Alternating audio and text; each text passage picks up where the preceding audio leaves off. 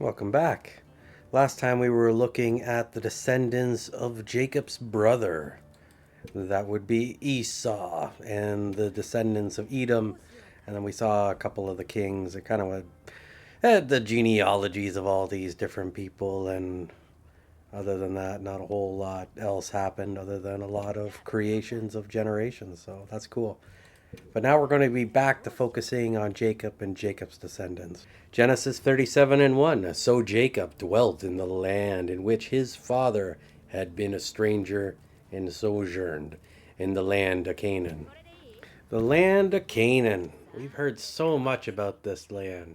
Abraham was there and he left because of a famine and came back. Isaac was there. He left because of a famine and came back, and Jacob had to leave because his brother was going to kill him. And then he came back. So they've all kind of left at one point or another and had to come back to the area. But now that Jacob is there, what's going to happen? Genesis 37 and 2. This is the history of the descendants of Jacob, and this is Jacob's line. Joseph, when he was 17 years old, was shepherding the flock with his brothers. The lad was with the sons of Bilhah and Zilpah, his father's secondary wives, and Joseph brought to his father a bad report of them. Kind of a brief summary. So Jacob initially went down to the land of Laban to get a wife, and he fell in love with Rachel, and he really wanted to marry this woman named Rachel. And then he tried to marry her, but ended up marrying her older sister, and then he was able to negotiate and was able to marry Rachel. The first wife was able to have kids, and she had a whole bunch. Rachel couldn't have kids, so they used the maid, Rachel's maid, as a surrogate, and then he had kids with her. And then the first wife, she wanted more kids, so she had her maid go with him as well and had more kids there. And that's why we have the two maids that have these kids. The first wife that has these kids. And then eventually Rachel's able to have kids, and that's where we get Joseph from. Now Joseph, I mean, he's kind of probably a little bit more special, and his dad probably doted on him a little bit more. Probably doted on him probably the most, and then probably the kids of the first wife, and then probably the maids. I mean, who cares about them? They're just maids, right? So Joseph's out there working in the field, and his brothers from the maids are there as well, and they're maybe not working so good or screwing around, doing whatever it is that they do. And he lets his father know. Genesis 37:3. Now Israel loved Joseph more than all his children because he was the son of his old age, and he made him a distinctive long tunic with sleeves. Looks like we're going back to Israel. Jacob is Israel, and he's really doting on his son, and he makes him a nice, cool shirt or tunic or coat, whatever this garment is. It will be relevant later. Genesis 37 and 4. But when his brothers saw that their father loved Joseph more than all of his brothers, they hated him and could not say peace in friendly greeting to him or speak peaceably to him. There's something to be said about parents that favor one child, that treat one child better, to have that golden child that they put all their energy into and then start to kind of neglect the other ones. Joseph is that child in this instance. He is kind of be esteemed above all else. And for some of these older brothers, they probably saw, that the second that Joseph was born, their dad just didn't care about them anymore, didn't give them any more attention, and all of his love was focused on their younger brother. So they probably despised him because of this. And it got to the point that they just were so frustrated and angered by his existence that they couldn't even walk by him and give him a proper greeting. This is not healthy. This is problematic. Genesis 37:5. Now Joseph had a dream, and he told it to his brothers, and they hated him still more. If we recall back to when Jacob was first leaving, he had that crazy vision with the ladder going up into the heavens, and it was kind of a vision from God. So we got Joseph here kind of having the same thing going on here. He's getting visions, and he's telling his brothers about this. And it's not like, oh, that's awesome. That's a really great revelation. Let's learn from this and, do whatever, whenever. It's like they just got more angry and and worked up about it. They just hated him even more. Not only is he being favored by his father, it seems as if he's being favored by the Heavenly Father as well, in that he is receiving these visions, that he is getting all the cool stuff. He's got this cool coat, and I'm sure they're jealous of that too. Genesis 37:6, and he said to them, listen now and hear, I pray you, this dream that I have dreamed. 37:7, we brothers were binding sheaves in the field, and behold, my sheaf arose and stood upright, and behold, your sheaves stood round about my sheaf and bowed down. You can kind of see why his brothers are getting a little bit excited about the dreams of Joseph. So he's got his sheaf, and then it's surrounded by their sheaves, and they're all bowing down towards him. What are they going to say about that? Genesis 37:8. His brothers said to him, shall you indeed reign over us, or are you going to have us as your subjects and dominate us? And they hated him all the more for his dream and for what he said. Certainly this is not the thing that your brothers wanted to hear. They already hated you. And this is just kind of the icing on the top. I can see why they didn't like his dreams when they came down to subjugation. Genesis 37:9. But Joseph dreamed yet another dream, and told it to his brothers also. He said, see here, I have dreamed again, and behold, this time not only 11 stars, but also the sun and the moon bowed down and did reverence me. Genesis 37:10. And he told it to his father, as well as his brethren. But his father rebuked him and said to him, what is the meaning of this dream you have dreamed? Shall I and your mother and your brothers actually come to bow down ourselves to the earth and do homage to you? Dreams and visions and prophecies are all interesting things. And this prophecy that we have here in this chapter of Genesis is quite interesting. And it seems as if the brethren around him and his father seem to be able to discern most of the meaning of it. But it doesn't seem to make sense, because it's like, what could ever lead to a circumstance that would ever occur? It seems beyond the normal realm, and it's kind of leaving them perplexed, and they're kind of wondering what exactly is going on. But I think he is repeating the dream as faithfully as he can to what exactly happened, and maybe he's not repeating it that in the way that, to find out what it means. Maybe he doesn't know what exactly is going on in his dream, and he's looking for other people to kind of help him make a better understanding of it. So I'm not entirely sure what the circumstances here, but that is certainly an interesting dream, and we'll see what happens there with that. But it is a prophecy, and it is something that's going to happen later on. And the way that all kind of happens is quite interesting. Genesis 37:11. Joseph's brothers envied him and were jealous of him, but his father observed the saying and pondered over it. 37:12. Joseph's brothers went to shepherd and feed their father's flock near Shechem. So I guess he kind of had this vision or his dream, and he kind of explained it to everybody, and his brothers, they were kind of envious of him getting these cool visions. And his father was there trying to figure out, what does this mean? Right? Because his father, Israel, or Jacob, had that his own vision with the ladder going into the heavens and kind of communicating with God. So he had that personal experience, and he got to kind of see a lot of that come to fruition at this point, right? So it was like being delivered. So he's really curious about what's going on here. So I don't know. It's kind of cool. It's something that they can kind of bond over, I guess, their relationship with God. Genesis 37:13. One day Israel said to Joseph, do not your brothers shepherd my flock in Shechem? Come, and I will send you to them. And he said, here I am. Genesis 37:14. And Jacob said to him, go, I pray you, see whether everything is all right with your brother and with the flock. Then come back and bring me word. So he sent him out to Hebron Valley, and he came to Shechem. So the brothers are out there in Shechem. They're looking after the flocks, and good old Israel there sends his son Joseph out to investigate how they're doing and if they're looking after everything all right. Just kind of sends them out into the fold to do some investigation. So he goes out there. Genesis 37:15. And a certain man found him, and behold, he had lost his way and was wandering in the open country. The man asked him, where are you trying to find? 37:16. And he said, I am looking for my brothers. Tell me, I pray you, where they are pasturing our flocks.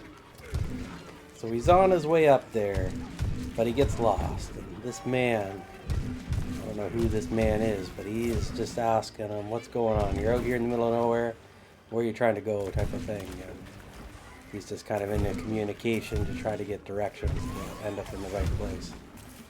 Genesis 37:17. But the man said, they were here, but they have gone. I heard them say, let us go to Dothan. And Joseph went after his brothers and found them at Dothan. So he gets directions, and he follows the directions to go to Dothan. Nice. Genesis 37:18. And when they saw him far off, even before he came near them, they conspired to kill him. So all these guys, they're there with the flock, and they see their brother coming up, and they want to kill him. The thing that I don't know is whether or not they decided to kill him beforehand. Did they know that their father would send him out to them? Or were they just simply there in Dothan for fun? They were supposed to be in Shechem, so like, were they in Shechem and then they came up with this plan and then they left? That way, if he came to them, that's a different area, so they would be able to kind of hide the body per se. Or was this just like he's coming near him and it's like they've had enough and it's time to put that brother down because he's just such a nuisance, and they would all probably benefit tremendously if he was gone. They would get the love and respect of their father that has been just obsessed with him. So it's interesting. Genesis 37:19. And they said to one another, see, here comes this dreamer and master of dreams. 37:20. So come on now, let us kill him and throw his body into some pit. Then we will say to our father, some wild, ferocious animal has devoured him, and we shall see what will become of his dreams.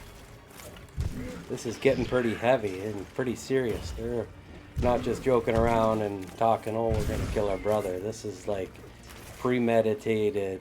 This is how we're going to do it, and this is what we're going to do after the fact. Having it all planned out, how they're going to kill him, how they're going to get rid of the body, and how they're going to pull the wool over their father so that he kind of knows what's up or knows that he's gone, but not in such a way that they are to blame, right? Like, it's like, well, I just kind of stabbed him. No, that's not what happened. It's the animals attacked him, and we got his clothes or whatever. And see, this is him, right? So this is all premeditated. They're premeditating a murder.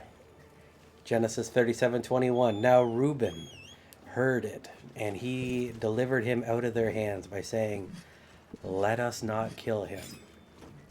If we recall, Reuben was the oldest son, so he probably got the most love from his father before his younger brother was born.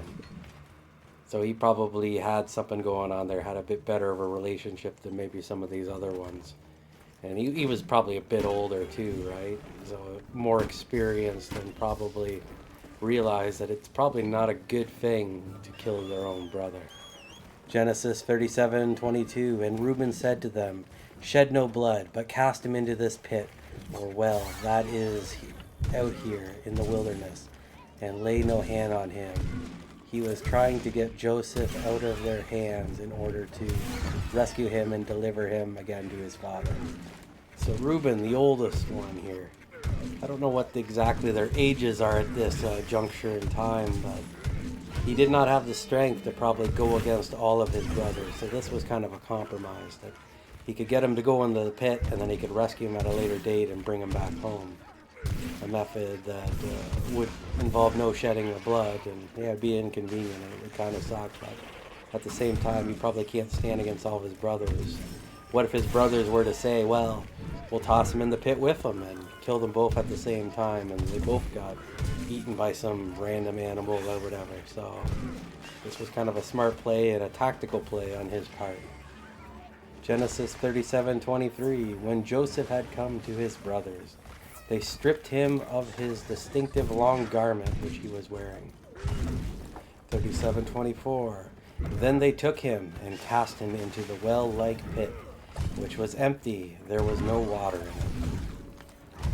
So here we go. They've gone through with the first part of the plan. They've stripped him. They got that nice coat, the one that will serve as a good method of identifying Joseph, and there's no water in this well, so he probably can't survive for very long inside of it. They're doing what they say they wanted to do. This is their plan to end his existence. And Reuben, he's thinking maybe I'll come back later here and I can get him out or whatever before he dies of dehydration, or if an animal gets him or something. Genesis 37:25. Then they sat down to eat their lunch. When they looked up, behold, they saw a caravan of Ishmaelites, mixed Arabians, coming from Gilead, with their camels bearing gum of the styrax tree, balsam, and myrrh, and ladrium, going on their way to carry them down to Egypt.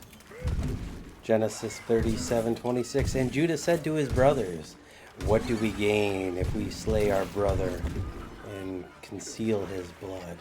37:27. Come, let us sell him to the Ishmaelites and the Midianites, those mixed Arabians who are approaching. And let not our hands be upon him, for he is our brother and our flesh. And his brothers consented. So here we have another one of his brothers trying to intercede to prevent the death of him. This one, Judah, he's like, well, we'll just sell him into slavery and send him down to Egypt. He doesn't have to die. We don't need the shedding of blood. Genesis 37:28. Then as the Midianite and the Ishmaelite merchants were passing by, the brothers pulled Joseph up and lifted him out of the well. And then they sold him for 20 pieces of silver to the Ishmaelites, who took Joseph captive into Egypt. Selling your brother into slavery, what a thing. And they didn't sell him for all that much money either. I've been trying to kind of figure out what that 20 pieces of silver, what that meant. And I mean, you can kind of convert it to see what it would be as in silver today. But the other method would be to how much labor did that equal, then what's that compared to like labor today. So you're probably between like $500 to maybe like 15 grand or something, somewhere in that range. So, a nice sum of money, especially for some kids, but not a tremendous sum, especially if they divvied it up between them, right? So, Genesis 37:29. Then Reuben, who had not been there when the brothers plotted to sell the lad, returned to the pit, and behold, Joseph was not there in the pit, and he rent his clothes.